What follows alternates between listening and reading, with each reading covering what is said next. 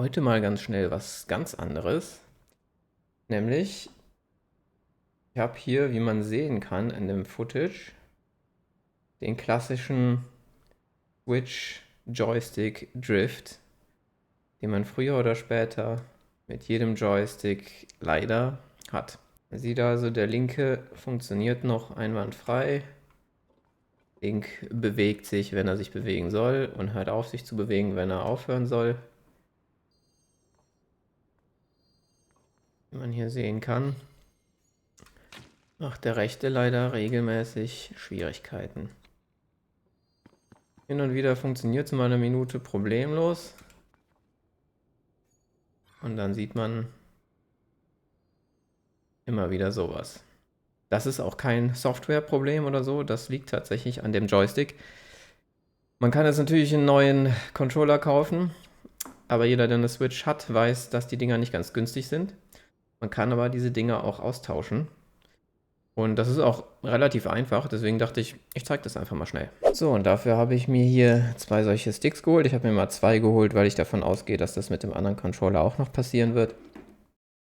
Die kriegt man relativ günstig, wenn man sie sich so einzeln holt. Es gibt auch Sets online zu kaufen, wo man auch die Werkzeuge, die man dafür braucht, direkt noch dazu bekommt.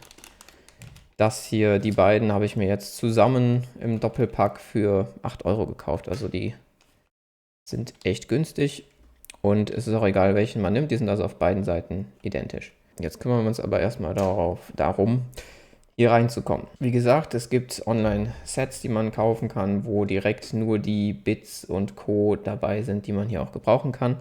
Das ist hier so ein dreieckiger, weiß nicht, ob man das erkennen kann. Und da haben wir hier 4 Schrauben, die nehmen wir jetzt erstmal raus.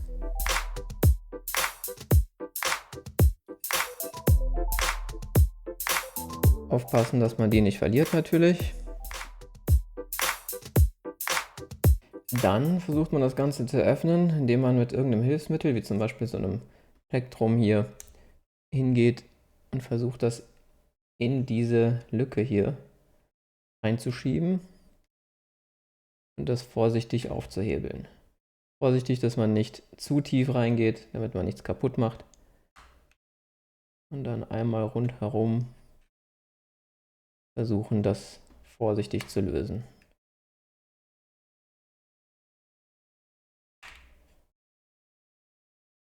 Hat schon Knack gemacht, da ist es schon gelöst.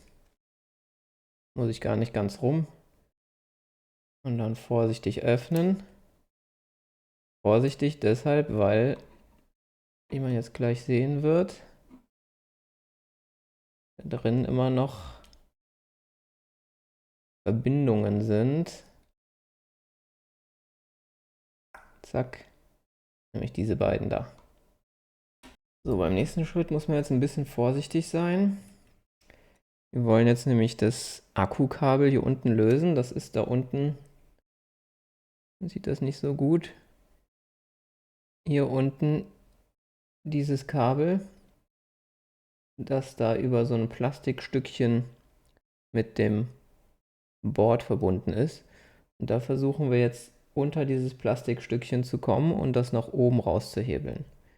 Und da vorsichtig sein, wenn es nicht, das war jetzt relativ einfach, hat sich jetzt geöffnet. Wenn es nicht einfach ist, kann man versuchen, an den Kabeln ein bisschen nach oben zu ziehen. Aber so ist es schon ein bisschen schonender. Das hat sich jetzt nach oben bewegt. Ich weiß, man sieht es leider kaum. Das ist wirklich nur hier so ein dunkles Plastikstück, das sich leicht nach oben löst. So, das haben wir jetzt da rausgehebelt. Ich versuche es mal ein bisschen hervorzuholen, damit man es besser sieht. So, hier, da ist es. Dieses schwarze Teil hier war das. Ich bin nur drunter gegangen und habe es ein bisschen nach oben gedrückt. Das war die Verbindung von dem Akku. Das heißt, den Akku können wir jetzt rausnehmen. Und dafür nehme ich wieder mein Plektrum hier und schiebe das hier einfach hinter den Akku und versuche den rauszuhebeln. Hopp. Ach, ich habe es schon raus. So. Und dann kann man den einfach abnehmen. Man muss den Akku übrigens nicht rausnehmen. Auch die Antenne, die ich jetzt als nächstes rausnehme, Nebenwerte nicht, aber das macht die Sache einfach wesentlich leichter. So, mit der Antenne jetzt das gleiche, das ist das hier. Merken natürlich, wo das Kabel lang verläuft, damit man es gleich da wieder einfädeln kann. Und dann holen wir das hier raus. Und da unten, das goldene Stückchen, das ist der Stecker davon, das wird jetzt genauso da rausgehebelt. Also vorsichtig drunter fahren. Drunter.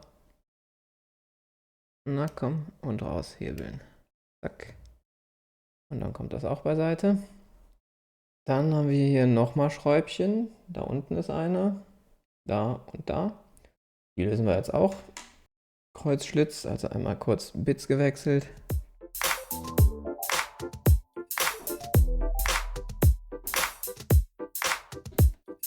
Dann können wir hier dieses Mittelteil entfernen.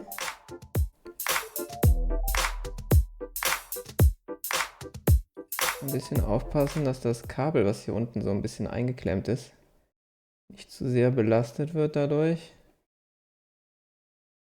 Diese Ribbon Cables sind nämlich nicht so extrem stabil. Hier in diesem Fall sehr kurz. Aber so sollte uns auch schon reichen. Denn wir kommen jetzt hier unten an die Verbindung dran, wo nämlich genau dieses Mittelboard mit dem Board verbunden ist, über diesen ZIF-Verbinder hier. Und der hat, wenn man das hier sieht, diesen grauen Teil, den kann man hochklappen. Damit ist das Ganze im Grunde fixiert. Das heißt, wenn ich da jetzt vorsichtig mit der Pinzette drunter fahre oder auch mit dem Spudger, den ich eben benutzt habe, sollte ich das hochklappen können. Zack. Genau so. Und dann kann man das Kabel nämlich einfach rausziehen. Und damit sind wir beim Joystick angekommen. Ups. Der ist nämlich hier. Und hier sieht man eben, wie das Kabel zum Board geht. Und das ist ebenfalls so ein ZIF-Verbinder. Das heißt, auch hier haben wir hier jetzt in schwarz diese kleine Klappe, die wir einfach nach oben drücken. Dadurch ist es gelöst und dann kann man das Kabel aus diesem Verbinder rausziehen.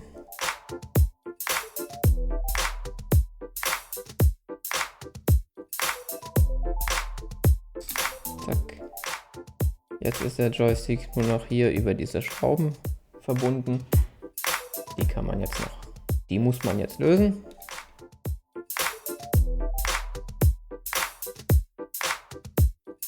Man sieht schon, wie der Joystick sich jetzt lösen und verabschieden möchte. Und jetzt kann man den Joystick rausnehmen. Aber nur ein bisschen vorsichtig sein, weil darunter noch so eine Dichtung ist, die man möglichst wenig bewegen möchte. Sich leider nicht ganz verhindern lässt.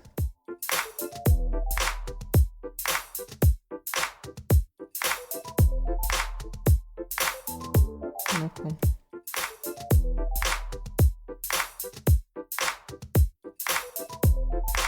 So. Und raus ist er. Und jetzt macht man im Grunde dasselbe, nur rückwärts. Das heißt, neuer Joystick. Hier ist er. Rein da. Zack. Und dann die Schräubchen rein.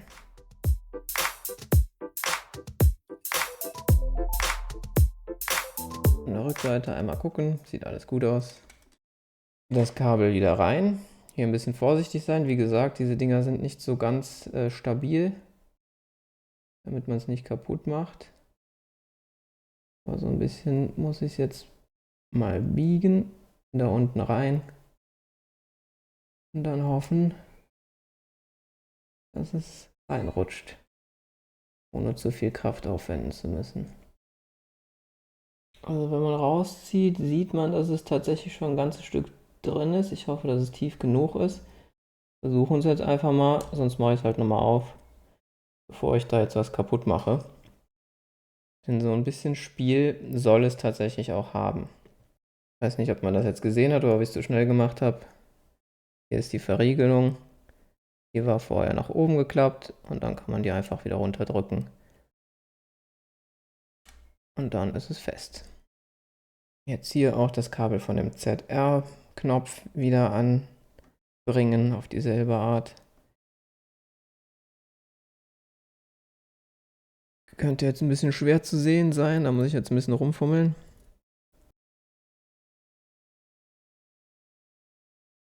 Reinschieben. Verriegelung wieder umklappen. Fertig. Jetzt habe ich hier vorhin noch den, welcher ist das? Den R-Knopf rausgeschmissen. Den packen wir natürlich wieder rein. Einfach wieder einsetzen. Feder da einklemmen und so. Dann kann das wieder drauf. Und natürlich auch wieder befestigt werden mit seinen 3 waren es, glaube ich, ja, 3 Schräubchen.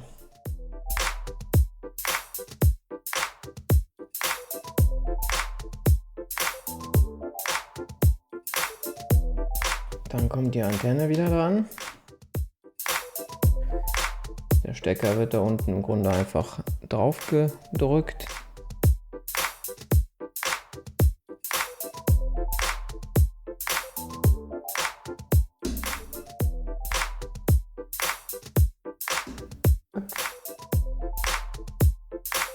Kabel fädel ich hier wieder ein.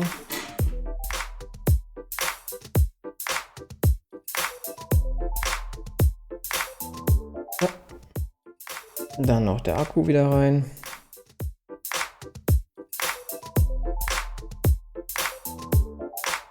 Und auch dieses Kabel wieder verbinden. Auch das wird wieder ein bisschen schwerer zu sehen. Man sieht hier da unten diese beiden Metallstäbchen da. Das ist der Steckplatz, da muss es wieder rein. Das versuche ich jetzt mal hier so zu halten, dass ihr es einigermaßen erkennen könnt. Eigentlich erkennt man es trotzdem nicht.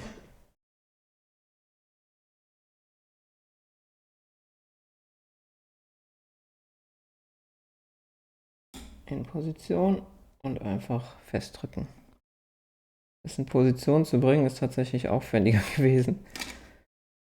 Also feste drücken. So. Und damit sind wir eigentlich auch durch. Jetzt das Ganze wieder zusammenklappen. Aufpassen, dass nichts eingeklemmt wird. Na.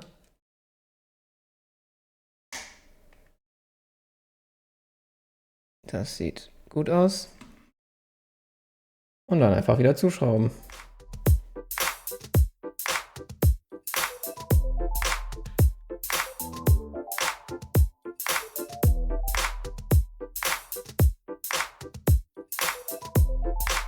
Und das war's auch schon. So, jetzt muss der Stick noch kalibriert werden. Dafür einmal die Switch einschalten. Den machen wir auch an. Stopp. So. Dann suchen wir einmal die Möglichkeit zu kalibrieren. Und zwar hier. Dann bewegen wir den einmal und halten ihn in eine Richtung. Dann weiß er, welchen wir meinen. Und dann können wir hier einmal testen, ob alle Bewegungen richtig dargestellt werden. Das sieht alles gut aus. Wie man sieht, gibt es hier keinen Drift. Bewegt sich nur dann, wenn es sich bewegen soll. Ah, was war das? Na, scheint nur ein einmaliger Fehler gewesen zu sein. Das sieht alles korrekt aus. Damit funktioniert er einwandfrei und kann verwendet werden. Hoffentlich für eine ganze Weile, bevor das Ganze wieder passiert. Ich hoffe, das war einfach und anschaulich genug, beziehungsweise hat gezeigt, wie einfach die Sache tatsächlich ist und dass es wirklich jeder zu Hause machen kann. Für eine Pinzette oder was ich jetzt alles benutzt habe, Plektrum etc. kostet alles nicht viel. Beim ersten Mal kann man sich, wie gesagt, auch Sets kaufen, die speziell von vielen Shops dafür angeboten werden, wo dann genau die Werkzeuge dabei sind, die man braucht. Alles keine Zauberei und macht sogar ehrlich gesagt ein bisschen Spaß. Also viel Spaß beim Nachmachen, falls ihr das Problem auch mal habt. Bis denn!